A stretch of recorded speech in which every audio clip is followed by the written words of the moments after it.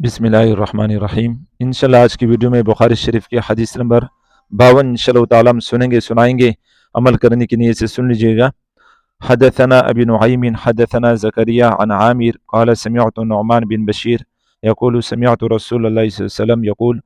امام بخاری رحمۃ اللہ فرماتے ہیں کہ یہ حدیث مجھے ابو نعیم نے پہنچائی ہے، پھر ان کو زکریا نے پہنچائی ہے، پھر انہوں نے عامر سے یہ حدیث سنی ہے، اور پھر وہ فرماتے ہیں کہ میں نے نعمان بن بشیر رضی اللہ تعالیٰ عنہ سے یہ حدیث سنی ہے۔ وہ فرماتے ہیں صحابی رسول ہے کہ آپ صلی اللہ علیہ وسلم فرما رہے تھے الحلال بین والحرام بین، کہ حلال بھی واضح ہو چکا ہے، حرام بھی واضح ہو چکا ہے، وبینہما مشتبہات،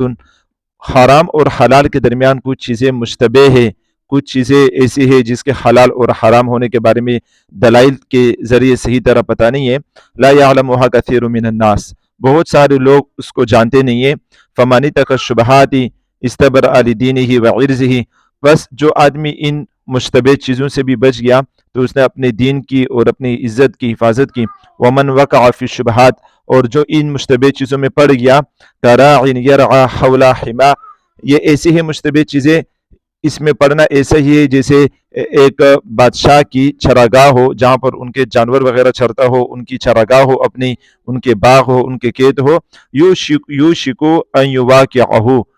قریب ہے کہ اس میں کوئی جانور اندر داخل ہو جائے۔ اب ظاہر سی بات ہے، چراگاہ کے باہر اگر کوئی آپ کے جانور چریں گے تو جانور ہے وہ تو نہیں سمجھتے، تو قریب ہے کہ وہ چراگاہ میں داخل ہو جائیں گے، تو لہٰذا پھر بادشاہ کے چراگاہ میں اگر آپ کے جانور داخل ہوں گے تو آپ پر سخت کارروائی ہو سکتی ہے بادشاہ کی طرف سے۔ تو اسی طرح الا وان لکل ملک حما، اسی طرح ہر بادشاہ کی ایک چراگاہ ہوتی ہے اور ایک باؤنڈری ہوتی ہے، ایک بارڈر ہوتا ہے، حدود ہوتے ہیں۔ الا ان حمی اللہ فی ارضہ محارمہ، غور سے سنیں کہ اللہ تعالیٰ کی جو چراگاہ ہے وہ اللہ تعالیٰ کی حرام کردہ چیزیں ہے کہ اس میں داخل نہیں ہونا ہے، اس کو نہیں کرنا ہے۔ الا وان فی الجسد مضغۃ اذا صلحت صلح الجسد کلہ، اور خبردار غور سے سنو، انسان کے جسم میں ایک ٹکڑا ہے، اذا صلحت صلح الجسد کلہ، اگر وہ ٹکڑا صحیح ہو جائے، اس کی اصلاح ہو جائے، وہ اچھا بن جائے تو پورا جسم صحیح رہے گا۔ وَإِذَا فَسَدَتْ فَسَدَ الْجَسَدُ كُلُّهُ، اور اگر وہ جسم کا ٹکڑا خراب ہو جائے تو پورا جسم خراب ہو جاتا ہے۔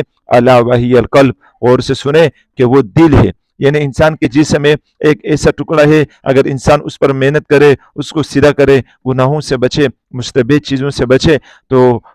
باقی پورا جسم اس کا سیدھا ہو جائے گا، کیونکہ دل انسان کے اعضاء کا بادشاہ ہے۔ جب یہ بادشاہ ہی سیدھا ہو جائے گا تو باقی سارے اس کے مامورین ہیں، جسم کے اعضاء اس کے پیچھے چلیں گے، تو لہٰذا اپنے دل پر محنت کرنی چاہیے، اپنے دل کو سمجھانا چاہیے۔ ایک بزرگ فرمایا کرتے تھے کہ میں نے اپنے دل اور دماغ کو سمجھانے میں کئی سال لگا دیے، پھر جا کے میرے دل نے میری بات مان لی اور سمجھ گیا کہ اصل زندگی آخرت کی زندگی ہے، اور اصل رضا جو ہے اللہ کی رضا ہے کہ اللہ راضی ہو جائے۔ تو یہ بخاری شریف کی حدیث نمبر 52 تھی۔ اللہ تعالیٰ سے دعا ہے کہ اللہ تعالیٰ ہم سب کو عمل کرنے کی توفیق نصیب فرمائے۔ اور امام بخاری یہ حدیث یہاں پر اس وجہ سے لائے ہے کہ دیکھو، متقی بننا، حرام چیزوں سے بچنا، یہ بھی ایمان میں سے ہے۔ کتاب الایمان میں لے کر آئے کہ اس سے بھی ایمان بڑھتا ہے۔ اگر آپ حرام چیزوں سے، مشتبہ چیزوں سے بچو گے تو آپ کا ایمان بڑھتا رہے گا، اور اگر آپ حرام چیزوں میں پڑو گے، مشتبہ چیزوں میں پڑو گے تو آپ کا ایمان کم ہوتا رہے گا۔